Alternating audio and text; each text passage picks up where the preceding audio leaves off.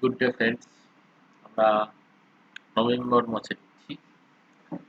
তো নভেম্বর মাসের ভিউতে আমরা অ্যানালিসিস করার আগে আমরা লাস্ট মান্থের ভিউ আলোচনা করব। লাস্ট মান্থ আমাদের কথা ছিল বাজার এই হাই এই হাই নয়, এই হাইটা এই হাইটা ক্রস করার একটা হাই মানে। তো আজকে সেটা 26,100 হয়েছে। তো 26,100 কি ক্রস করবে না ফার্দার আবার এরকম ধরনের ফল আসবে, এই নিয়ে আলোচনা করার জন্যই আমরা আজকের মান্থ এবং উইকলি ভিডিও দিচ্ছি। তো মান্থ টু মান্থ যদি দেখি, আমরা মান্থলি চার্টে আসি। আমরা আগে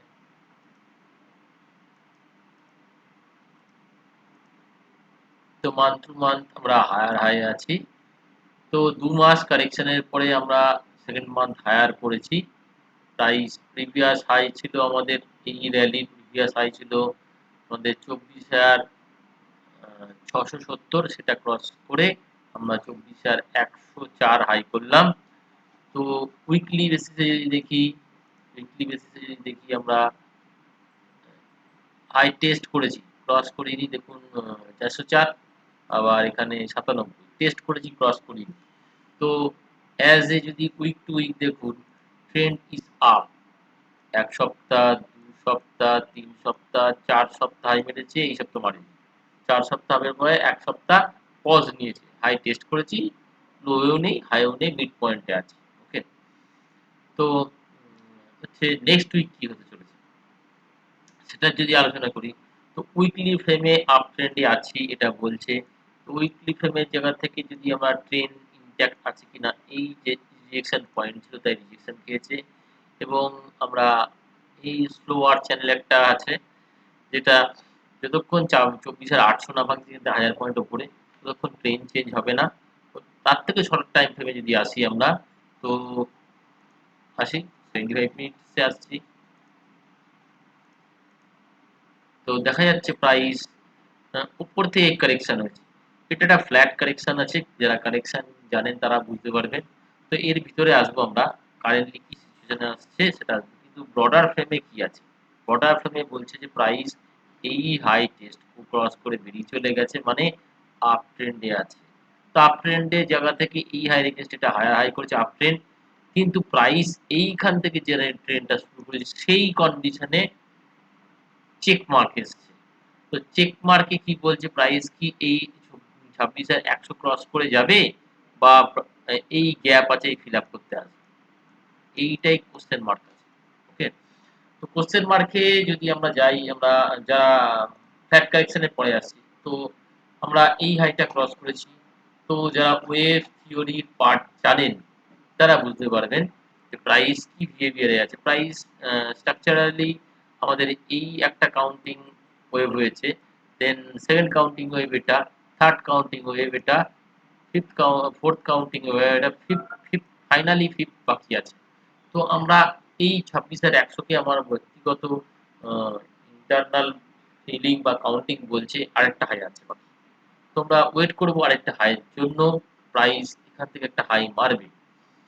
তো বোঝা যাচ্ছে যে উপরে যাবে, নিচে আসলেও পড়ে যাবে, এটা বলছে এজ এ ওয়েভ থিওরি বলছে। আমি বলছি বলে না, থিওরি যা অ্যানালিসিস করে বোঝা যাচ্ছে। দেখুন এখান থেকেও যে প্রাইসটা পড়েছে, প্রাইস এই কাউন্টিং এর এক্সপেক্টেড হায়ার হয়েছে। তো হায়ার ফরমেশনে আছে, তাহলে পড়াটা স্বাভাবিক, কিন্তু ওটাও স্বাভাবিক। তো পড়েছে যখন উঠবে। সেই কাউন্টিং এ যদি আসি আমরা, এই পয়েন্টের কাউন্টিংটাতে যদি ঢুকি, এই এরিয়াতে কাউন্টিং কি করছে সেটা জানার দরকার আছে, তাহলেই বুঝতে পারবো তো প্রাইস উপরে কতটা যাবে আর নিচে কতটা যাবে। এটা অ্যানালিসিস না করা পর্যন্ত আমরা বুঝতে পারবো না ডাউন সাইড আপ সাইড কত দূর আছে। তার শর্টার টাইম ফ্রেম আছে। ওকে, তো শর্টার টাইম ফ্রেমে আমরা আওয়ারলি চার্টে আছি। তো দেখা যাচ্ছে প্রাইস এইখানে আর এখানে ডবল টপ করেছে, যারা বেসিক রুল জানে ডবল টপ করেছে, প্রাইস নিচে আসছে। তো অ্যাজ এ অ্যাডভান্স লেভেলের যদি আপনি ওয়েভ থিওরি জানেন, সেখানে এটাকে ফ্ল্যাট কারেকশন বলা হয়। কারেকশন পার্টে আছে প্রাইস, এই পয়েন্ট থেকে এই পয়েন্ট, এখানে যেরকম কারেকশন পার্ট ছিল, তো এখানেও কারেকশন পার্টে আছে। প্রাইস এই পয়েন্ট থেকে এই পয়েন্ট কারেকশন আছে, কারেকশন কমপ্লিট হলেই প্রাইস উপরের দিকে যাবে। কারেকশন কমপ্লিট হতে কত দূর আসবে নিচে, কারেকশন কমপ্লিট করতে মিনিমাম যেটা আসা সেটা চলে এসেছে, 25,700 লেভেলটার কাছাকাছি এসে গেছে, মিনিমাম ক্রাইটেরিয়া সে ফিল আপ করে নিয়েছে। তো প্রাইস ফার্দার আমরা যদি যাই, ম্যাক্সিমাম আমার মনে হয় এটা যদি কারেকশন কমপ্লিট করতে হয়, তো প্রাইস ম্যাক্স টু ম্যাক্স এটা টেস্ট করতেও আসতে পারে, সরি, এই পয়েন্টটা এই পয়েন্টটা টেস্ট করতে ম্যাক্স টু ম্যাক্স, তার বেশি নয়। কারেন্ট মিনিমামটা টেস্ট করে নিয়েছে আমার মনে, দেখে মনে হচ্ছে প্রাইস এই জোনটার আশেপাশ থেকে, মানে এই দুটো পয়েন্ট আশেপাশ থেকে এটা ভাঙলে এটা আসবে, আমি এটা আসবেই গ্যারান্টেড কিছু বলছি না। এই জোনটার কাছে মানে এই 700 থেকে 650, এই জোনটাই পুরো জোনটা সাপোর্ট জোন। এই এরিয়া যদি বলেন মাস্ট,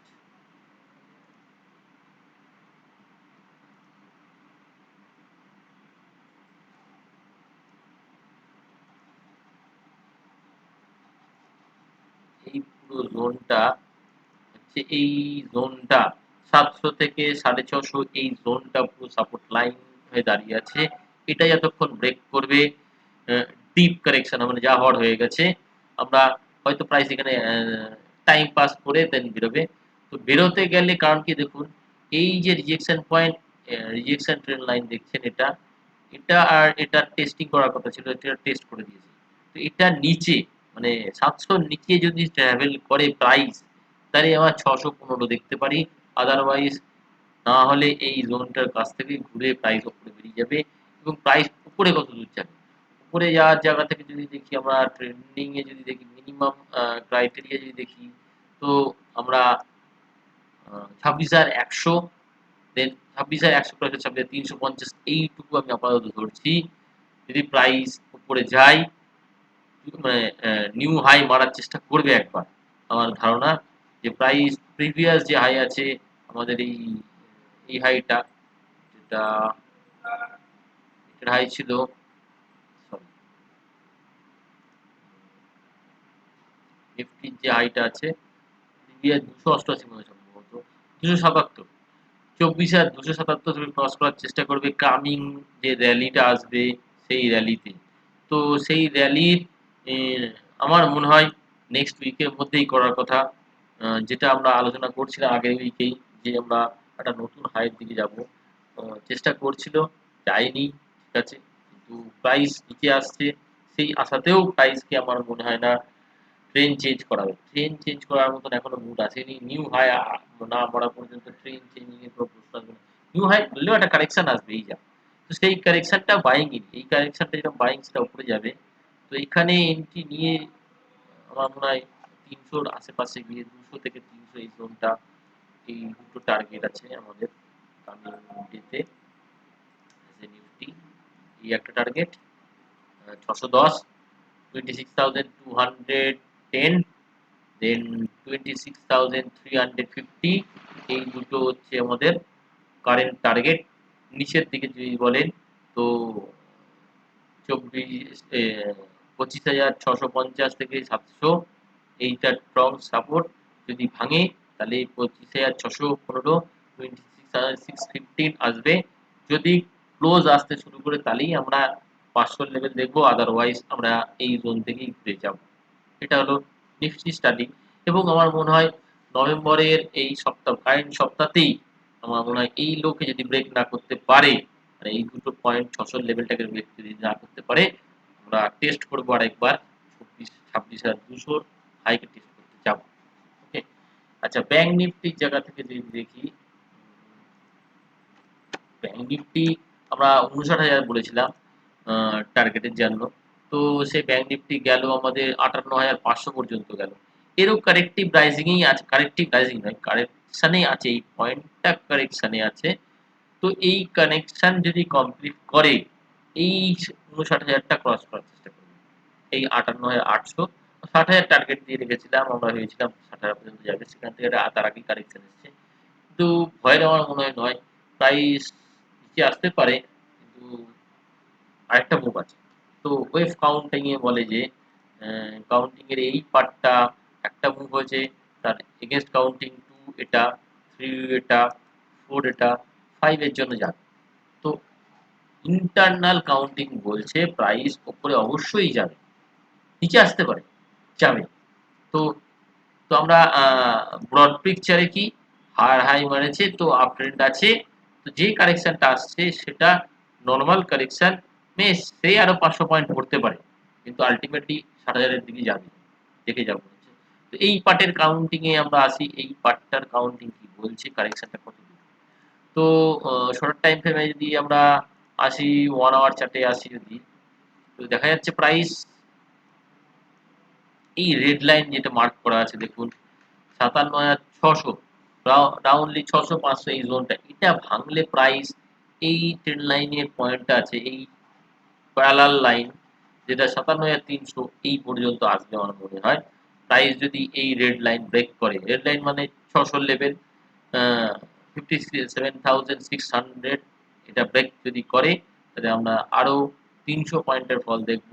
এই ফল থেকে ফ্ল্যাট কারেকশন কমপ্লিট করবে, দেন প্রাইস উপরের দিকে যাওয়ার চেষ্টা করবে, উপরের দিকে যাওয়ার টার্গেট প্রাইস আমাদের সেক্ষেত্রে 60,000 চলে আসবে, আমরা এখান থেকেই ধরে নিলাম।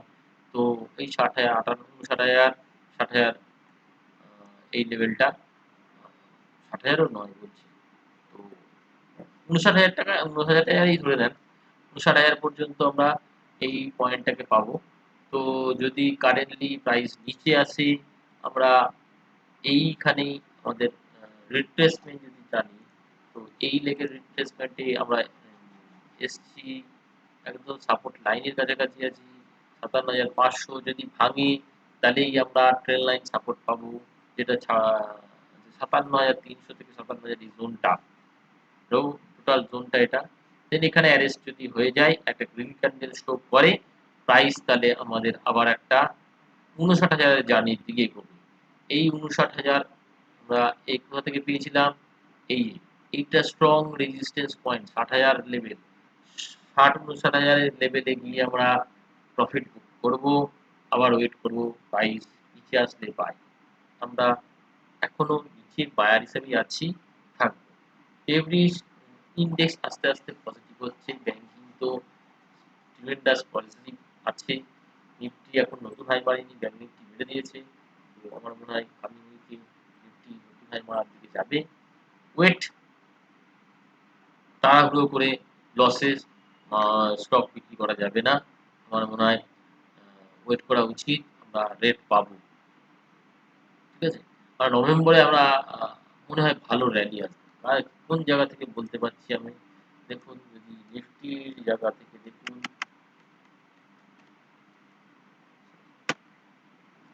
নভেম্বর অ্যাকচুয়ালি স্টকের র্যালি শুরু, ইন্ডেক্স কভার করে গেছে অলরেডি, ইন্ডেক্স কভার করেছে কিন্তু স্টক এখনো কভার করেনি, সেই জায়গা থেকে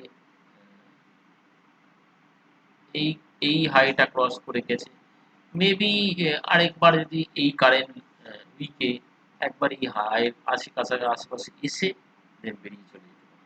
তো আমরা এইটুকুই করবো, এবং প্রাইস আমার মনে হয় আরেকটা হাই বাকি, সেটা নিউ হাইয়ের দিকেই হবে মনে হয়। তো স্টক স্পেসিফিক মুভমেন্ট ভালো হবে আমার দেখে মনে হচ্ছে, কিন্তু ইন্ডেক্স যেহেতু তার লাইফ টাইম হাই যেটা আছে সেটাকে ব্রেক করতে আসছে, এমনি পজিটিভ নিউজ হয়তো ব্রেক করে দিয়ে চলে যাবে, কিন্তু পজিটিভ নিউজ আসুক আর না আসুক, আমার মনে হচ্ছে প্রাইস যে কোনো ভাবেই হোক এই হাইটে ক্রস করবে, ক্রস করার পরে একটা কারেকশন আসবে, এটা নভেম্বরে হবে, সেই কারেকশনটাতে বাই, সেই কারেকশন 500 পয়েন্টের হতে পারে, 700 পয়েন্টের হতে পারে, এটা হতে পারে।